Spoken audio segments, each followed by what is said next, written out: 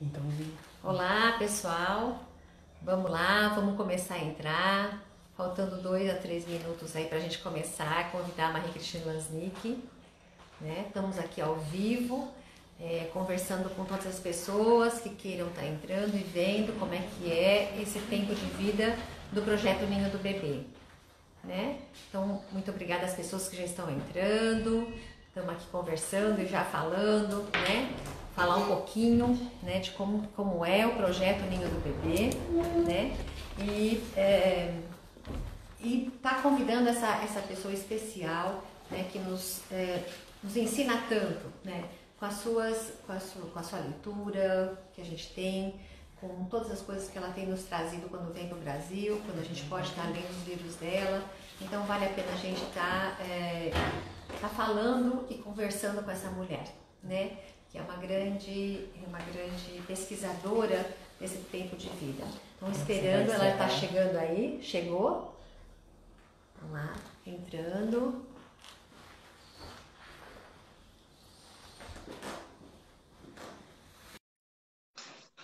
Mas, Nick, pessoal, já estamos esperando, aguardando a Maria Cristina entrar, né?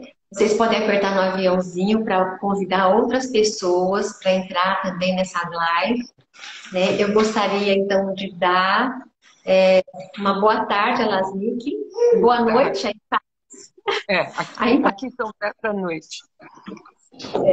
Então, eu gostaria de estar te agradecendo, Lasnik, em nome do Projeto Ninho do Bebê, pela sua generosidade e apoio, né, a esse nosso projeto, que é um projeto sem fins lucrativos, em que a gente cuida de bebês de 0 a 3 anos. A gente prioriza muito esse bebê de 0 a 1 ano, que vem aqui para o projeto.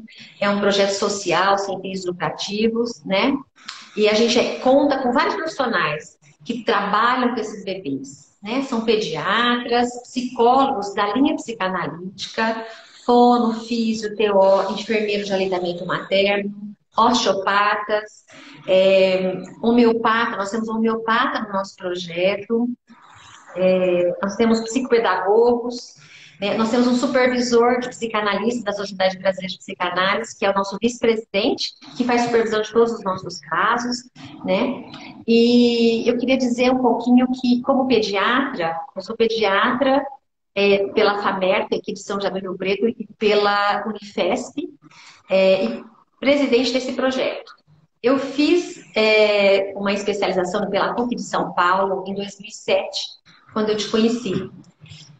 Eu vou falar um pouquinho desses conhecimentos que eu tive com você em 2007, que eu acho que são coisas que me fizeram pensar enquanto pediatra e psicanalista, dando uma assessoria ao pediatra. Nessa supervisão que você estava fazendo no Instituto Langage, era bem comecinho do Instituto Langage, quem levou o material foi a Sônia Mota, do Rio de Janeiro, e eu falei com você de um bebê de 17 dias que só chorava, e que eu tinha feito todos os exames desse bebê, todos os exames laboratoriais, tudo negativo, e você me disse assim, um bebê com dor não se comunica com a sua mãe. Isso há 12 anos atrás, 13 anos atrás. Dê omeprazol para esse bebê. Bem, voltei para São José do Rio Preto e fui ver as escolas que davam omeprazol para bebês aqui no Brasil.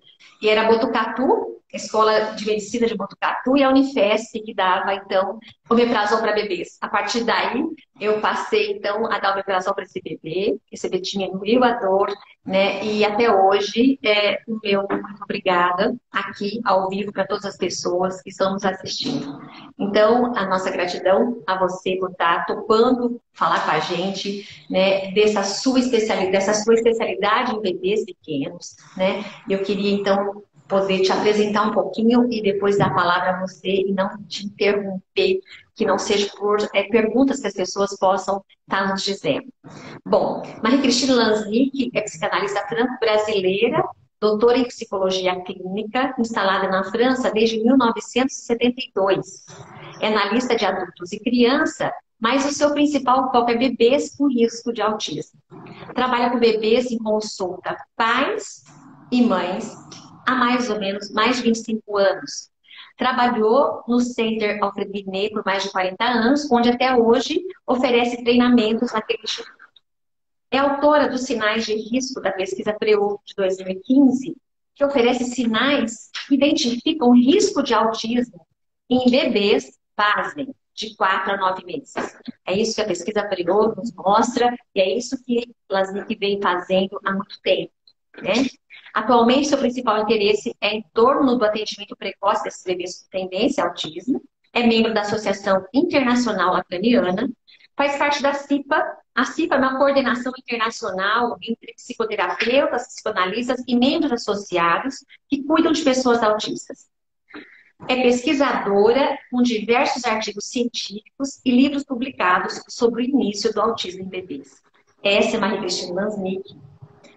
De novo, o meu muito obrigada por estar aqui com a gente e com você, falando um pouco qual é a sua trajetória, né? O que você tem e tem muita coisa a nos dizer nessa tarde, onde as pessoas estão aqui, muitas pessoas entrando, querendo saber, né, desse trabalho maravilhoso que você faz na França e que vem também ao Brasil várias vezes ao ano, dando curso, congressos, né, desse tempo de vida, capacitando as pessoas que têm interesse nesse tempo de vida. Muito obrigada de novo. Muito bem. Eu estou muito contente de participar dessa live, porque a Cláudia é pediatra.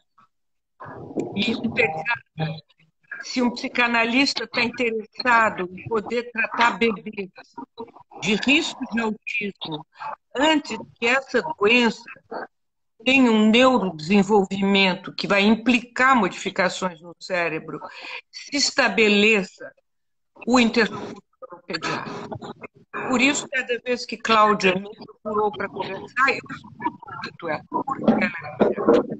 Então, ela é uma interlocutora privilegiada para mim. Agora, a minha paixão nos últimos 2 anos tem sido trabalhar não só com pediatra, mas trabalhar de maneira transdisciplinar com a integração sensorial. Na França, a integração sensorial é formação, que é do André Boulanger, que se interessou muito por problemas motores e sensoriais em bebê. No Brasil, vocês têm um certo número de TOs que se formaram com a Escola de Integração Sensorial Americana. Não é bem a mesma coisa, mas dá para fazer isso. Trabalhou com as pesquisas no Brasil, com os sinais de bebês prematuros e também trabalhar com porque você conseguir fazer com que uma criança se torne autista, puramente, numa grande maioria dos casos, há fatores de risco e por razões genéticas. Não impede de jeito nenhum que o psicanalista trabalhe nos primeiros meses de vida de maneira genética, porque o que nós vamos fazer é tentar modificar a expressão dos genes, a epigenética. Mas deve ter alguma coisa no áudio que não está tendo uma transmissão muito clara. Será que tem alguma coisa que está cortando? Ah, eu não sei. Eu estou ouvindo um eco. Um eco? Será que é aqui? Tenham piedade esse eco. Melhorou? Vamos ver, agora não estou ouvindo mais o eco. Talvez alguém tivesse com alguma coisa aberta, eu não estou com nada aberto. Tá. Parece que o Acho eco... que melhorou. Vamos ver se Melhorou? ele volta. Por enquanto. Sim. Então, eu dizia que para se chegar a um autismo, é necessário não só fatores de risco genético, mas também, muitas vezes, o que vai comparecer nos primórdios, na perinatalidade, no momento, vão ser problemas de tipo dor. Por outro lado, uma coisa muito nova, porque eu dei uma olhada nas lives sobre autismo, está saindo muita, eu me disse, eu vou falar hoje do que ainda não foi falado. Uma das coisas muito importantes que já tem publicação com fator de impacto é que uma coisa que se chama os movimentos gerais, isso vem do Prestel, é gente que era amigo do Brazelton, que estudou movimento em feto, movimento nos 3 primeiros meses de vida. Há uma publicação agora com fator de impacto. Aqui está voltando um pouco de eco, não é? Há uma publicação com fator de impacto que foi feita estudando em filmes familiares de bebês que se tornaram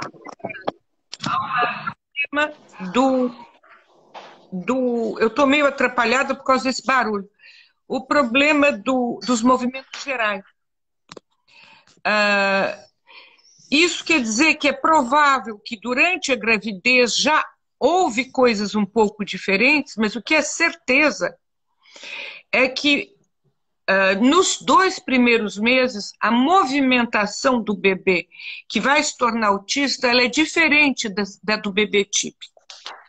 Isso não quer dizer que o psicanalista não possa trabalhar, mas ele vai trabalhar de parceria.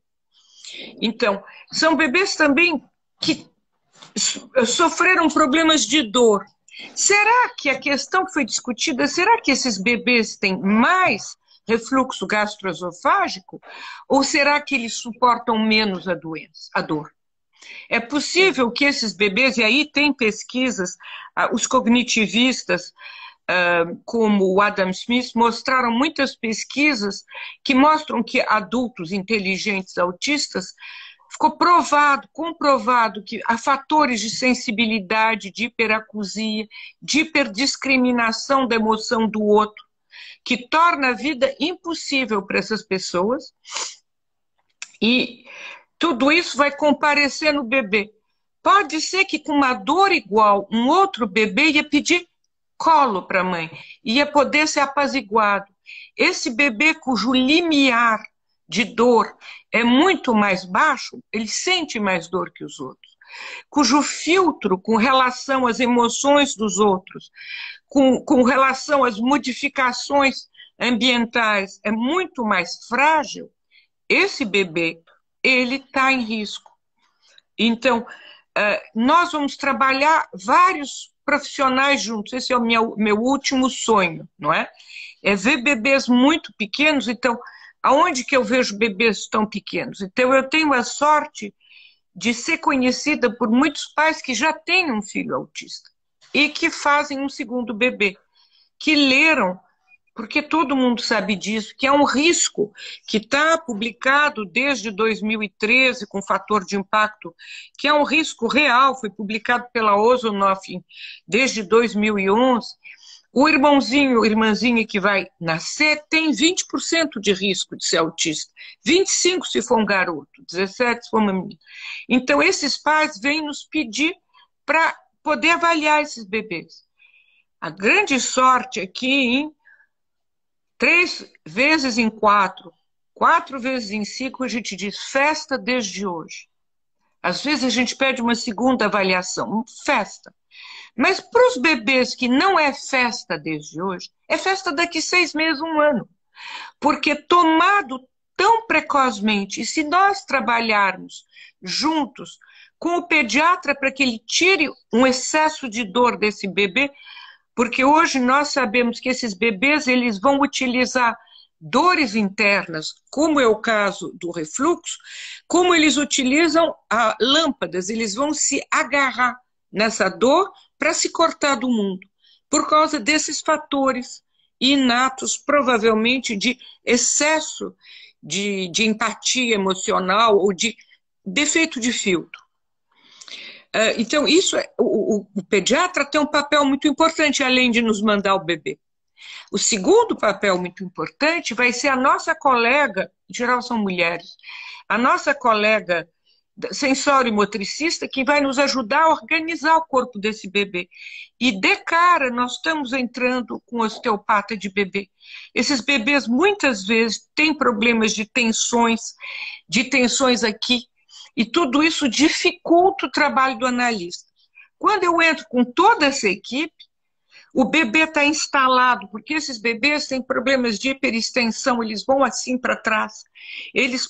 Muitos deles, já durante a gravidez, os movimentos entre o útero materno e o feto ficaram prejudicados por razões complicadas. Eu não sei se vai caber contar todas as hipóteses. Não tem publicação científica em cima disso ainda, são hipóteses.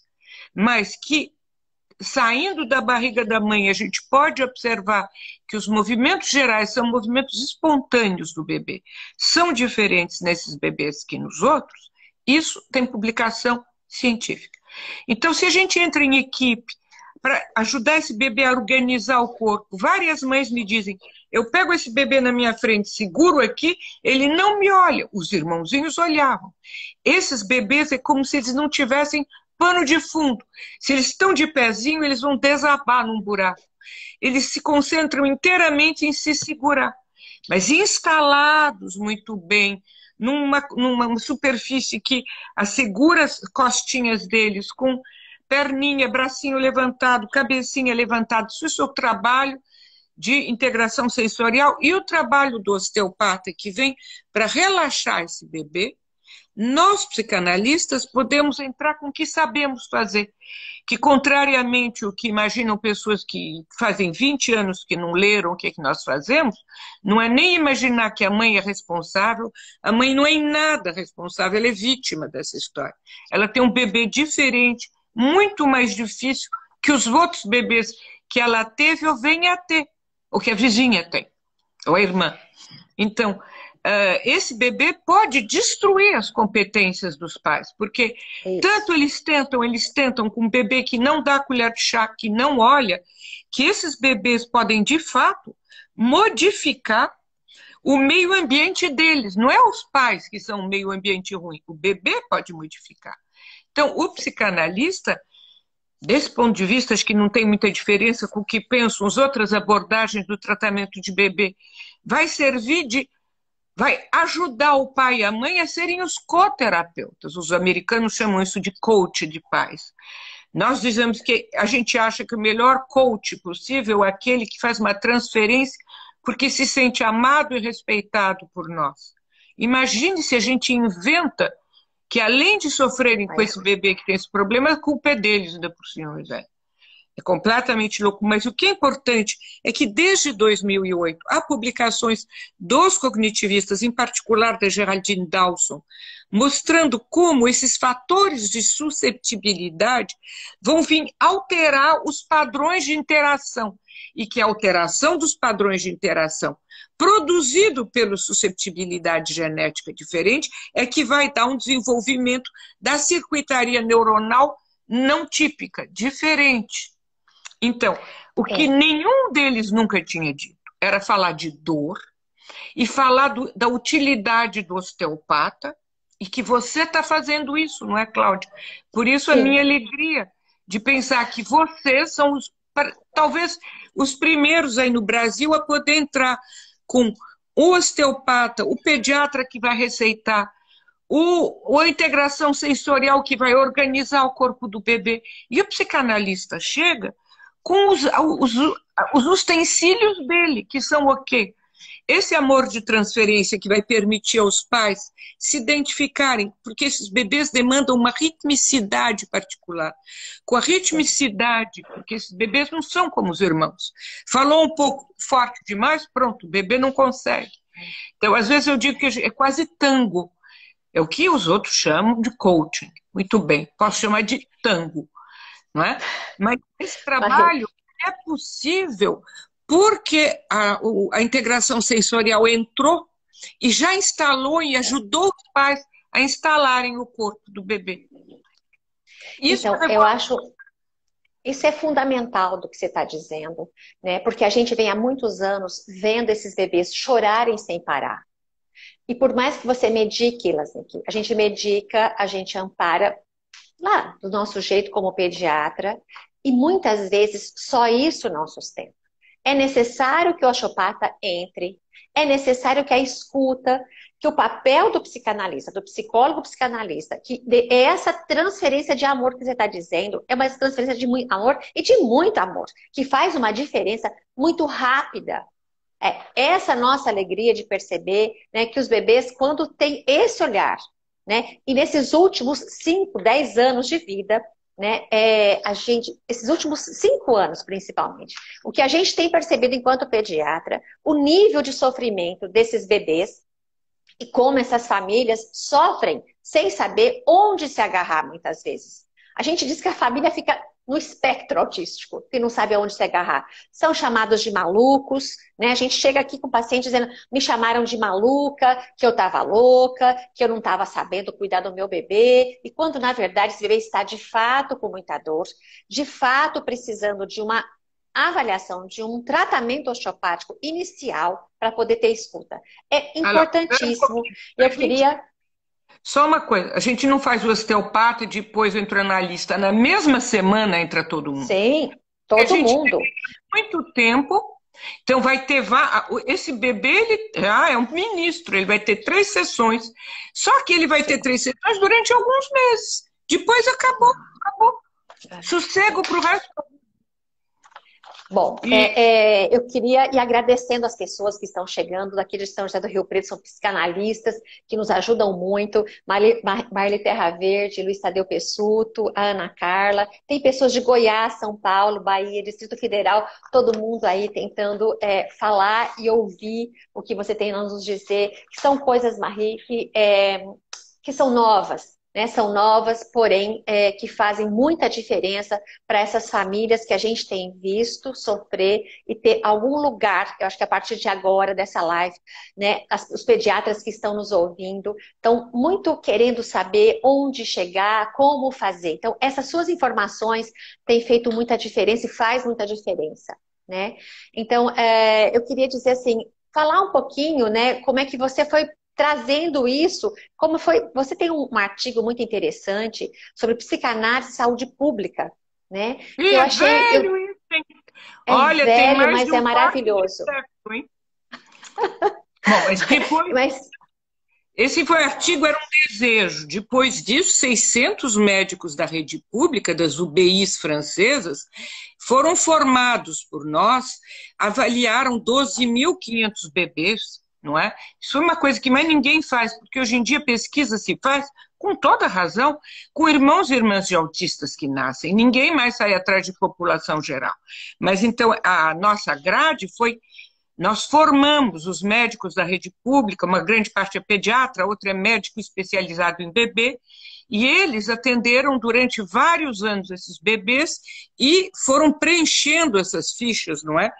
Para poder se dizer, será que os nossos sinais são válidos? E depois eles foram avaliados pelos estatísticos da Pitié-Salpêtrière, que é um hospital que avalia problema cardíaco, problema de rim, avaliam tudo que é pesquisa, para eles tanto faz, eles olham o que chega e os resultados são muito bons.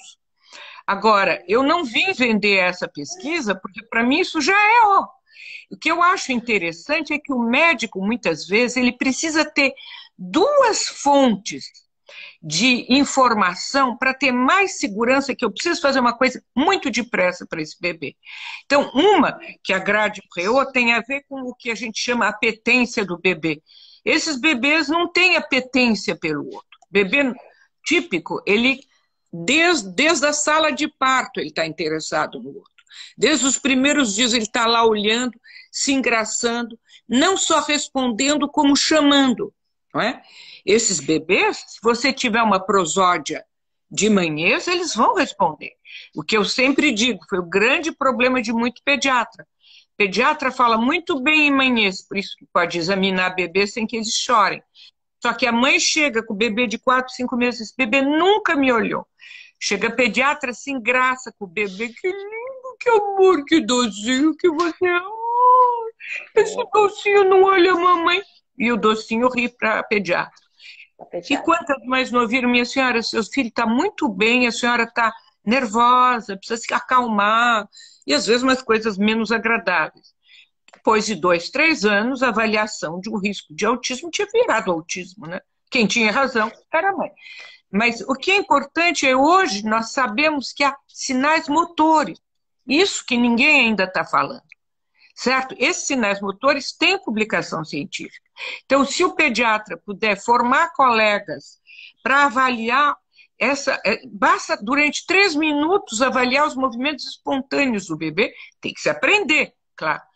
É diferente. E isso dá para poder cruzar com a falta de apetência do bebê, certo? Eu Bebês que a acho gente que isso que é importante. já dói, né? Que tem Isso. irritabilidades terríveis.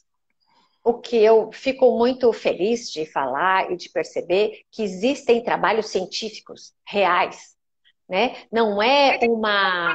De impacto. Quando a gente chama científico, é publicado com fator de impacto, certo? Sim, Porque o médico precisa desse respaldo. Ele não pode estar se baseando em coisa não publicada, sim. não é? Mas essas pesquisas atuais de psicanálise de bebês, vendo o seu impacto físico, o seu impacto emocional da relação, né, tem sido coisas que é onde a gente se agarra para já estar dizendo isso de fato vale a pena investir, né?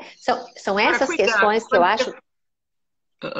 Quando nós, a hipótese da Preot, que foi a minha grade, partia de um conceito psicanalítico, mas nós o transformamos em alguma coisa da linguagem cotidiana.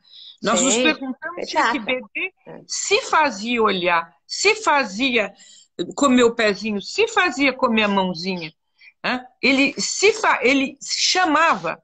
Nós saímos da linguagem psicanalítica, mesmo se o respaldo é teoria psicanalítica, porque para você publicar cientificamente, você tem que fazer uma coisa que uma outra equipe pode cotejar também, certo?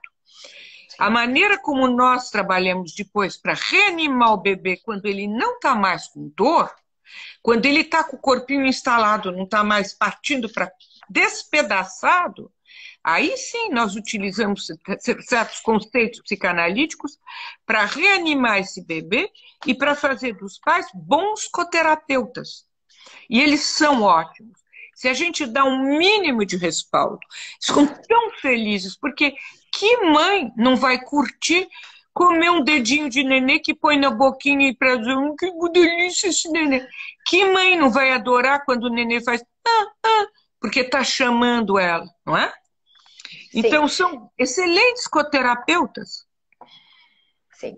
E eu acho que é nessa direção, né, que esse trabalho em conjunto, né, de vários profissionais, né, podendo ter esse olhar, né, é que vai fazer diferença para essa família, para a família, para o bebê, sem dúvida, mas para os pais também, isso que você diz, sabe? Como, que mãe que não quer ver que o seu filho, né, olhe para você e tenha felicidade de te ver e você vice-versa.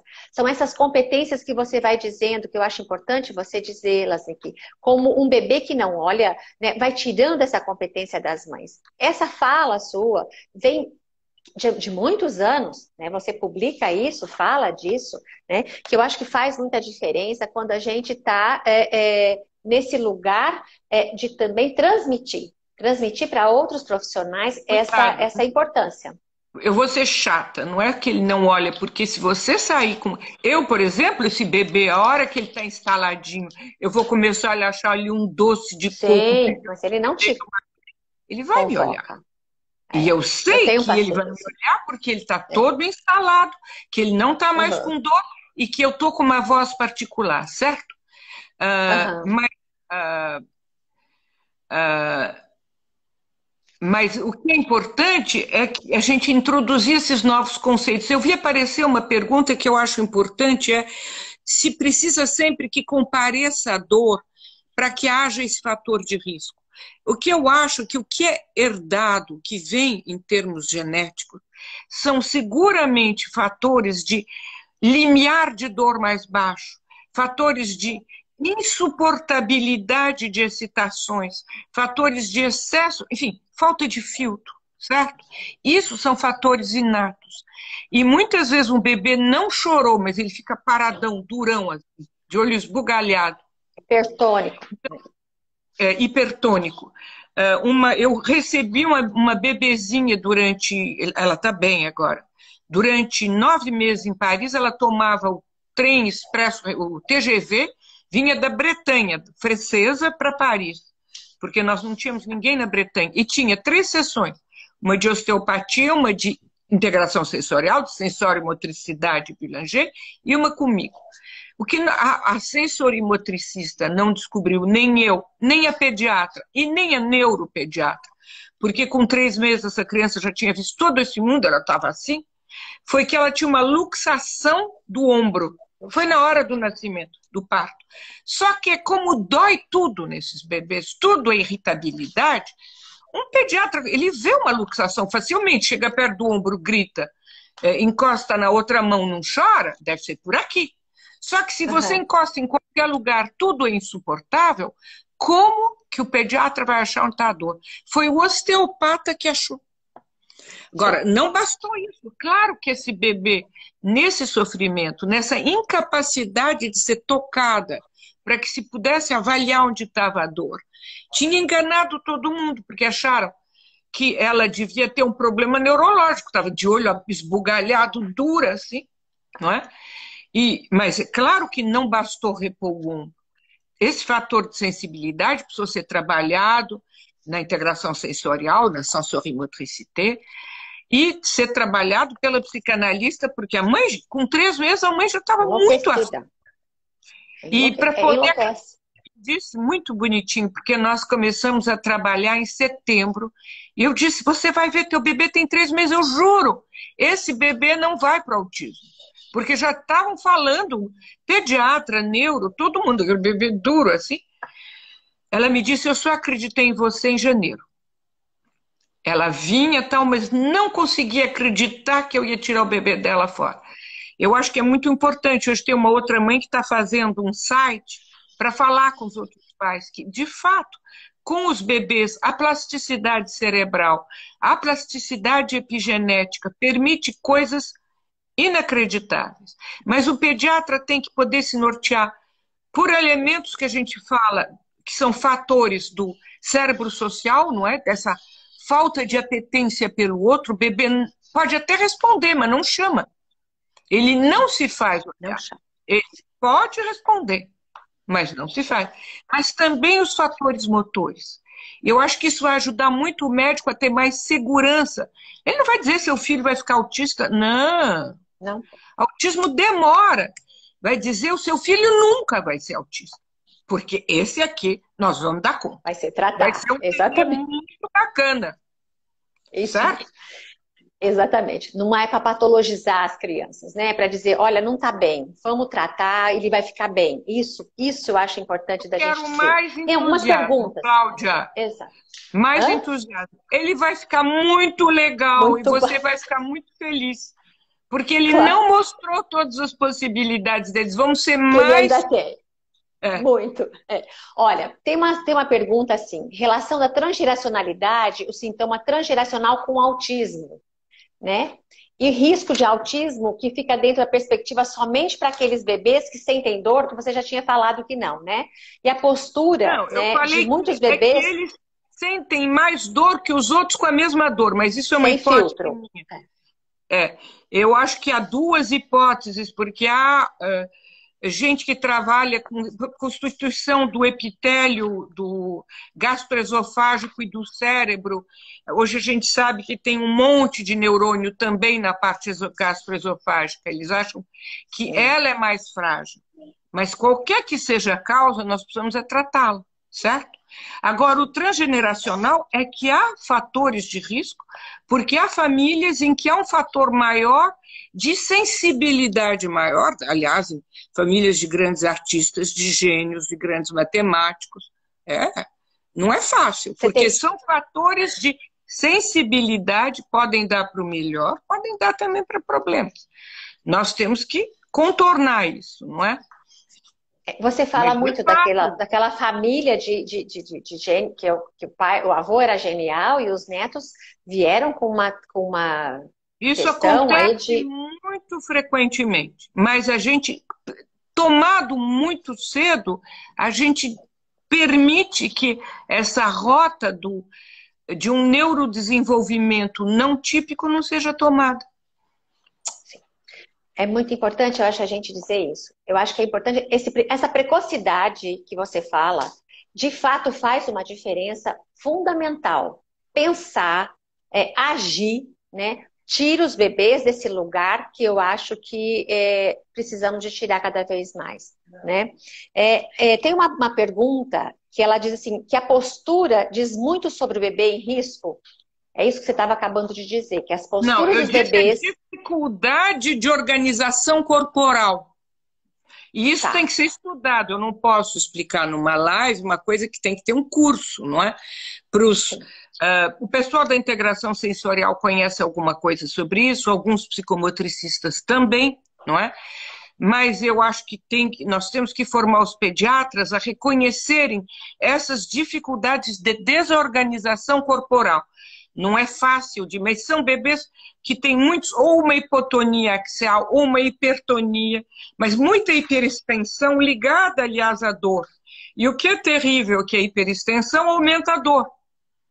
Sim. São bebês Sim. que muitas vezes não engatinharam. Você tem muita criança autista, daquelas agitada, que vai de um lado para o outro, é porque, como não engatinhou, não construiu a imagem corporal como convém, para poder sentir que os braços e as pernas estão junto com o tronco, tem que estar mandando informação motora para o corpo o tempo todo. Não é andar na meia ponta. Tudo isso tem muito a ver com essas dificuldades de postura do início. E isso tem como resolver nos primeiros meses de vida. Depois que uma criança anda, vai atrás para você fazer a integração sensorial. É mais difícil. E o bebezinho você pode organizar. E os pais aprendem muito depressa a fazer coisas eles mesmos em casa, para captar o bebê, organizando o corpinho antes. Ela dizer que um sinal só não é suficiente, não é? Mas eu acho que você tem dito muito isso. São sinais que a gente precisa estar muito atento. Aparentemente, um choro, só um choro, era como se não fosse nada. Mas junto com o choro tem uma mãe que não consegue organizar no corpo o seu próprio filho, essa hipertonia muscular, uma recusa, essa falta de filtro que você diz, né? São sinais dessa sensibilidade desse primeiro tempo de vida. Eu acho que é isso que a gente precisa muito de estar De atento, né? bebê que não tem essa apetência. Mas esse bebê que não tem apetência, ele, em geral, tem também dificuldade de organização corporal. E aí a gente sabe que é hora de entrar. E não sou a única a dizer, vamos imaginar que a gente ponha tudo isso por engano num bebê. O bebê vai adorar, porque o bebê adora que a gente organize o corpo dele, brinque com ele, entre em jogos pulsionais, use a voz para poder estar com ele. Então, mesmo se não fosse, no pior dos casos, o bebê só curte. Mas se fosse e a gente não fez, é uma pena, não é? Porque a Perde a avaliação de plasticidade. diagnóstico mesmo é muito mais tardia. O que nós queremos é não chegar aos 3 anos com diagnóstico de autismo. A gente quer chegar sem. Agora, Essas uma outra avaliações coisa, antes de um ano. os Essa avaliação antes de um ano. primeiros meses. Não diga antes de um ano, as pessoas esperam 10 meses. Se Sim. vocês, pediatras, estão vendo o bebê de 2, 3 meses com dificuldade, você ganha muito mais tempo intervindo nos primeiros meses que esperando um ano para intervir. Você ganha muito no primeiro semestre. A plasticidade é muito maior e é muito rápido. Claro, Isso que eu acho. claro. E os pais não sofreram tanto. É muito duro você estar amamentando, cuidando, falando, chamando um bebê que, às vezes, depois de um enorme esforço, digna dar uma respostazinha. Não é? A gente não diz quão é terrível para os pais isso. Eu acho que esse sofrimento dos pais e desses bebês é muito importante. Os pais sofrem profundamente, profundamente. A gente teve um caso de bebê de 3 meses que a psiquiatra infantil mandou pra gente. Bebê de 3 meses, a mãe disse, chegou no pediatra dizendo, meu filho é autista, com 3 meses de vida. Era um bebê com alergia à proteína do leite de vaca grave, né, com uma dor grave, omeprazol, mudança de leite, osteopatia, né? A mãe estava já esfacelada, psicamente falando, esfacelada, né? Foi para a clínica de bebês, foi, né, com o pessoal da psicologia, da osteopatia, da psicomotricidade, e ele teve alta um ano. Claro que depois a gente foi acompanhando, mas esse bebê ficou bem, porque muito rapidamente, e é isso que você diz, e bate nessa tecla há anos, né? Que eu acho que a gente também aqui, né, na nossa cidade, a gente no projeto bate nessa tecla há anos, como é importante essa intervenção transdisciplinar, né? Podendo falar a mesma linguagem, porque assim, a nossa terapeuta ocupacional, a nossa osteopata, ela tem essa escuta de não acusar essas mães de Me ser falta acolhidas. acusem o bebê, Sim, viu? sim, tem bebê é difícil. Não, não É, tinha bebê. Eu digo para os bebês, você acha que a tua mãe aguenta você nunca olhar para ele? Pô, ela. é. Puxa vida, claro que às vezes eu tenho uma conversa com o bebê. Aqui está uma pergunta no meio do meu nariz aqui Os sobre bebês. é uma pergunta de psicanalista, se é uma pergunta de psicanálise lacaniana, porque fala de alienação. Sim, eu penso que esses bebês não são alienados, eles não entram no desejo do outro. Não é que a mãe tem um desejo tóxico ou não sei o quê. O bebê não chega a entrar no desejo do outro, ele tem sistemas, ele se faz sistemas de proteção tal, porque como o parexcitação dele, em termos de filtro, não funciona direito, ele vai desaferentar a escuta e o olhar. E desaferentando a escuta e o olhar, ele não vai entrar no desejo do outro. E se você é lacaniano, você fala assim, certo? Então não vai haver alienação. Se você é neurocientista, você pode dizer a mesma coisa de outra maneira. O Amy Klein, o nosso gênio brasileiro-americano-israelense que criou o eye tracking, ele diz os bebês têm o interesse pelo que interessa ao outro. Ele usa interessa, porque ele é neurocientista, mas de uma certa maneira se fala da mesma coisa. A constituição do cérebro social necessita que o bebê se interesse por aquilo que interessa o outro. E para entrar na alienação dos lacanianos também. Então são bebês que não entram, não é que o desejo é tóxico, é que ele não entra. Depois ele que entra e vai ter os problemas de nós todos com o desejo dos nossos pais. É complicado o desejo de pais. Coisa... Mas então, é esse sensório, né, do olhar, do corpo, que é desorganizado, com esse filtro que você nos diz, que não entra, né, nessa alienação. Eu acho que é muito interessante a gente perceber como o corpo e a mente, a sensório-motricidade, está diretamente ligada, né, a esse desejo, né, de querer ver, de querer estar. Para o bebê ouvir minha voz de sereia, querendo seduzi-lo e ensinar a mamãe a seduzir o senhor bebê, eu preciso que ele não esteja mais sofrendo para ele não se agarrar na dor, que ele não esteja mais lutando para não cair, com o corpo todo instalado de maneira específica, e aí a gente pode entrar com uma voz de sedução para fazer com que ele queira entrar no campo, que os lacanianos chamam de alienação, e que o Amy Klein chama do interesse pelo interesse do outro, não é? Que ele se interessa, isso é fundamental para a constituição de determinadas partes do cérebro social. Muito bom. Eu queria agradecer aos pediatras, Maria Cecília Batistella, a Fabiana do nosso projeto Ninho do Bebê, agradecer a eles, agradecer as pessoas, tem pessoas do Brasil inteiro ouvindo, né, essa fala de Marie-Christine Lansnick, do Rio Grande do Sul, de Manaus, São José dos Campos, Recife, Juiz de Fora, Goiânia, Rio Grande do Sul, São João da Boa Vista, Piracicaba, Londrina. Muito obrigada a todos vocês. Eu acho que tem sido uma coisa muito importante nós estarmos sabendo dessa integração sensório-motora, psicanálise, pediatria, né? Qual que é esse lugar que nós que estamos aqui. E achamos que isso é muito importante e fundamental, Lansnick, esses conhecimentos que a psicanálise veio trazendo, né? E também saindo do lugar só de escuta, mas também de estar observando que esse trabalho em conjunto, né, da motricidade, da osteopatia, da escuta, do engajamento, com toda a técnica que você usa, porque eu acho que é importante a gente entender que a técnica que o psicanalista usa nessa clínica de bebês é fundamental. Não é uma coisa que vem do além, né?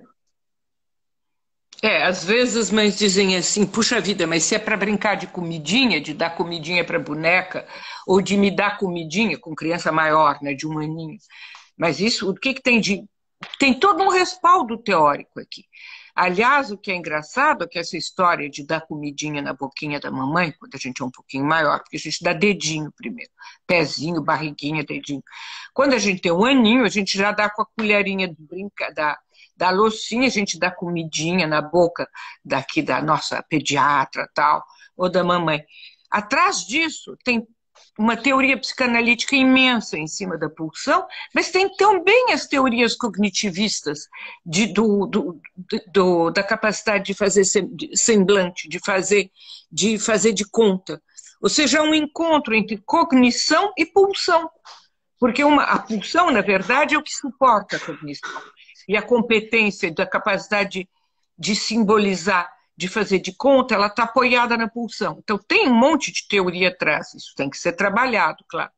Mas primeiro eu preciso de um bebê sem dor e de um bebê organizado corporeamente para ele entrar na nossa festa. E os pais são maravilhosos coterapeutas. Porque o analista vai brincar o quê? 1 hora por semana com o bebezinho. Mas a hora que a mãe descobre que ele se engraça, todo dia... Ela trocou a fraldinha, quer brincar. Eu não preciso mandar, como determinadas escolas dizem, olha, toda hora a senhora estimula 10 minutos e fio. Eu não preciso dizer. Porque o prazer do bebê que está olhando para ela, que está se engraçando, claro que cada vez que ela vai trocar a fraldinha, ela vai ter vontade de fazer isso. Mas antes... É o desejo real. Mas por que agora o bebê está respondendo? Por que a gente tem... Eu já ouvi dizer assim, mas essa mãe, ela troca muito rápido, ela não brinca com o bebê. Por quê? Porque faz 3 meses, 4 meses, 5 meses que esse bebê não olha para ela, não responde. A gente tem 2 opções. Ou se suicida, vocês no Brasil têm a opção, deixa com a babá. Bom, na França, ou se suicida, ou faz de jeito de não ver que o bebê não responde, não ver que ele não chama, não ver que ela está falando com uma porta, não é? Então... é evidente que a gente às vezes toma as consequências por causas. Isso foi uma maneira de se proteger. De se proteger. Eu acho que isso que você tem falado, eu acho que isso é fundamental. Quando as pessoas falam assim, vocês têm terapia de bebês? Terapia de bebês faz uma modificação impressionante. É impressionante. É só estar perto. Não sozinho, com os pais. E os pais, porque eles vão... A farra que a gente vai fazer 1 horinha, a mãe vai refazer. Ela é uma maravilhosa... A partir da hora que ela começa a acreditar que nós vamos sair do problema e que primeiro ela não tem culpa nenhuma nessa história, e que ela vai ser a nossa coterapeuta, a hora que o bebê se engraça, ela vai querer, junto. Isso. Então, é essa provocação que o psicanalista faz de desejo pelo bebê e do bebê pela mãe. Eu acho que é essa pulsão que você fala, né? Que o analista vai provocando a partir do momento que o bebê esteja organizado. Colocar o bebê no enrolamento, né? Enrolar o bebê no corpo da mãe. Bem organizadinho, né? O corpinho dele. Deixar esse bebê com uma tonicidade organizada, não hipertônico nem hipotônico, né? E aí, a partir daí, esse circuito que você fala, né, que o analista vai fazendo com a mãe e com o bebê, para que o encontro aconteça, faz com que isso faz toda a diferença. A gente tem 10 minutos, Laznec, para a gente ir encerrando, e eu gostaria que você fizesse as considerações finais, né? E se tiver alguma pergunta, a gente está... Né? É possível integrar a instauração do circuito funcional com crianças de 3 a 4 anos, de 3 anos e 4 anos? Eu acho que eu trabalhei outro. Eu escrevi um livro que se chama Rumo à Fala, Rumo à Palavra, porque tem 2 edições, ele ainda existe no Brasil. O trabalho com crianças de 3 e 4 anos é diferente. Eu acho que excitar muito uma criança de 3, 4 anos pode ser perigoso, ela pode entrar num estado maníaco. A gente trabalha de outra maneira, a gente está escutando todos os mínimos inícios, esboços de fala da criança, são outra maneira de trabalhar. Tudo que eu tenho dito é para o bebezinho pequenininho. A gente tem que ser capaz de modificar técnicas em função da idade da criança. Mas esse primeiro tempo de punção, de você estar fazendo esse circuito puncional na mãe, acolhendo pro essa mãe, bebê. a esse bebê. Porque isso é uma coisa que a mãe e o bebê que vão bem fazem juntos. Só que quando o bebê não dá, a mãe deu beijinho, deu 2 vezes, deu 3 vezes, deu 4. Ele nunca responde.